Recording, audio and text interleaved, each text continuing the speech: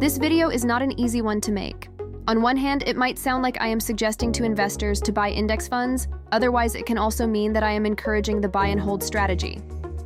However, my intention is neither of the above, but instead to tell you guys how to stay objective rather than second-guessing the market. This is common advice, but many of us, including me at times, is unable to follow suit for various reasons. In this post, I will be highlighting tips on how we should react in some general situations so that we can utilize them when it happens. Profit target achieved, but indicators are still bullish.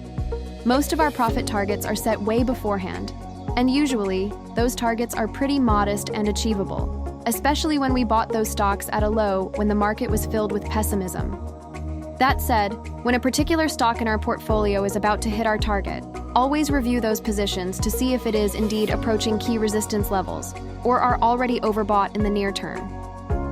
If the signals are still pointing towards a higher price point, it will be possible to hold your position so long as you are not doing it out of greed. The key condition in this scenario is to use indicators in addition to news items or financial reports to increase the justification for your decisions. Have not hit profit targets, but signals are outright bearish. This goes without saying, as it sounds like the opposite of the first point, but it really is not. Basically, as investors, we are trained to think that if our stocks ever go south, we should just average down no matter what. This scenario is not about stocks in the red, but in fact situations when your stocks that are in the black, positive yield, dip due to poor quarterly performance relative to analyst expectations. In such cases, it will be prudent to sell it at a smaller profit and buy back later and averaging down if necessary.